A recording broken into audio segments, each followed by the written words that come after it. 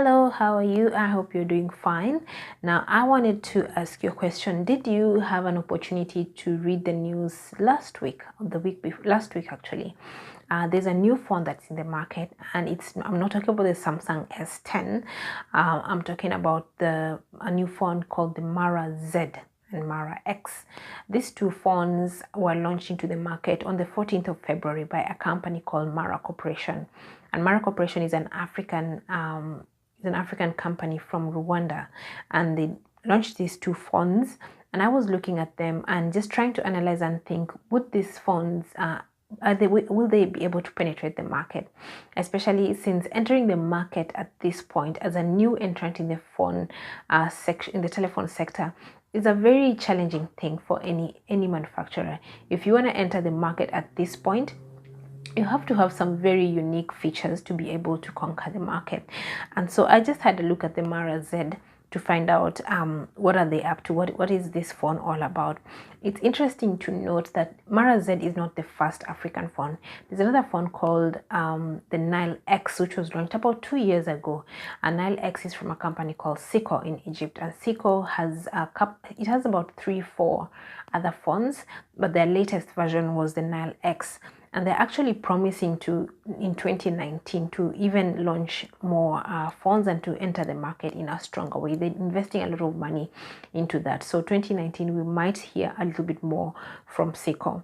So there's Nile X and there's Mara Z, which was launched recently. And I was just asking myself, so with Mara Z, when you enter the business, you have to think as a consumer. And as a consumer, I would ask myself, would I buy the Mara Z? Would I purchase this phone, Mara Z or Mara X? So Mara Z and X, they are meant to target two sections of the market. And I'm going to just look at the Mara Z because I think Mara Z is more technical. It's a phone that is more higher in many aspects as opposed to the Mara X. The Mara X, I think, is supposed to meet the basic needs, but for me and for someone like me and for you, I think we would want to look at a little bit more technical stuff and just see if it would work for us. So the Mara Z, which is the higher version, let's look at what it has. Well, first of all, what would I look at if I was buying a phone? I would look at the design of a phone. I would look at the screen size. I would look at the memory. I would look at the camera. I would look at the operating system. I would look at the cost. I would look at the battery life. Those are the things that I would most likely be interested in. And I'm just looking at the Mara Z just to see if they're meeting these needs. If I look at the Mara Z, the design is good. It comes in gold and black. It's pretty light, 152 grams. It's super fast charging, 50% within 3 minutes. That's really good. Screen is 5.7 inches, HD+, good. Camera, front and back, both of them are 13 megapixels for the front and back camera. Quite interesting. Operating system is the latest Android, and the storage 32 gigs and 3 gigs of RAM. Costs about $199. So I'm not reviewing this phone because I'm not a tech reviewer. I'm just looking at it from a business sense. And when you're looking at it from a business sense, you start by looking at it from the consumer side. So as a consumer, would I buy the Mara Z phone? And does it meet my needs? This is very interesting. It does meet my needs, but I would be very skeptical about buying the Mara Z. Why? Because I'm not very familiar with the Mara Z. Okay. And I'm just going to quickly look at the Nile X, which is the Egyptian phone. And Nile X is pretty much almost the same as the Mara Z. And these two phones actually, they have almost everything the same, except the Nile X, which was released in 2017, beats the Mara Z in some features. 3 main features. One is the cost. The Nile X is cheaper, $170. The Nile X also has a bigger storage space, and I love storage space, 64 gigs. And also something else about the Nile X is that it has 2 back cameras. So I would definitely be going for a Nile X compared to a Mara Z. But all the same, for Mara to enter the market at this point, they have to realize that there are already other players in the market. This is a maturing market. When you enter a maturing market, you have, what it means is that the market has grown and absorbed as many customers to a point that there's very little new customers to absorb anymore. Statistics are putting the African penetration market of the mobile phone at 44%. I don't think these numbers are correct. I think the penetration rate is higher.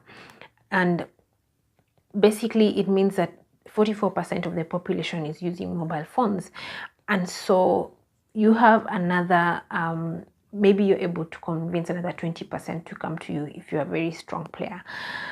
But as you look at it, the market is already maturing, and we have some market leaders already. We have Samsung in the African market, we have Huawei, we have Infinix, we have Oppo. These are guys that are already playing in the African space very strongly.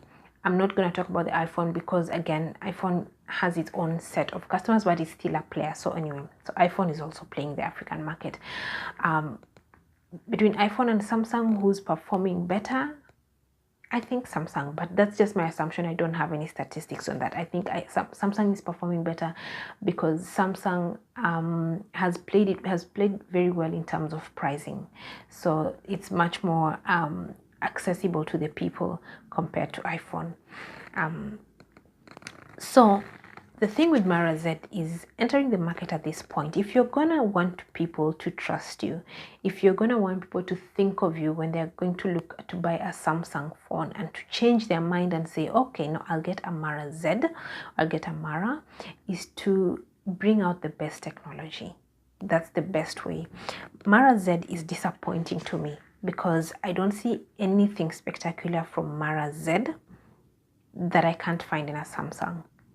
And I already know what a Samsung is. So if a Mara phone had something so spectacular about it, then I would be interested. I would want to hear more. And consumers, when purchasing things like mobile phones, they don't really care that you're an African manufacturer. What they care about is that, one, you're meeting their needs, and number two, they trust you. They trust you. And do they trust the Mara Z? No, because they don't know the Mara Z. So the best way to beat the market is to enter with a very strong technology. Very strong technology. And I'm hoping that as Mara Z continues, if they continue, because I can pretty much bet on the fact that they won't be able to sell out as many units on this phone as they expect. But if they continue, then what they need to do is to get a very strong research and development team. And this is the brief that Mara Z, you need to give your research and development team. The brief is very simple. Find out what Samsung is thinking, not what they're doing. Not what they're doing right now is they've given us the foldable phone. They were thinking about it 2 years ago. Then they developed it and they gave it to us. So you need to find out what they're thinking, because what they're thinking is what they're going to give us in the next 2 years. What they're doing is what they're going to give us next year.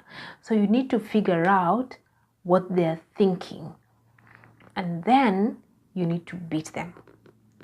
That's the brief for your research and development team. Your research and development team, you don't need to look far. We have exceptional talent in Africa, really. There's this boy from Namibia that I would even recommend. He's a teenager who developed this phone that doesn't need airtime and doesn't need a SIM card. And it's a very interesting concept because it's not yet there. I'm not going to say that it is the phone, but I'm saying the thinking is right. This is one of the people that I would say you need in your research and development team. This is someone that will be of help and will benefit to you. So you need to get those kinds of people. Get the crazy thinkers in your research and development team, because that's what you need for people to listen to you. That's what you need for people to trust you. So Mara Z, I'm a bit disappointed. The Nile X came out 2 years before you, but it's a stronger phone than the Mara Z. So it's a bit disappointing to me. Nile X is, they said they're going to release some more stuff in 2019, so I'm waiting to see what that will be, and I hope it will be something exciting. So yeah, that's my take on these two phones, and I'm hoping that what we're going to hear from Mara Corporation next year is going to be strong, and it's going to be something spectacular. It's not going to be a foldable phone. We've already had that, we've already seen that, we're done with it. That's old news now. So what you need to do as a mobile phone technology expert is to bring something spectacular, more spectacular. So yeah, that's my take on the Mara Z.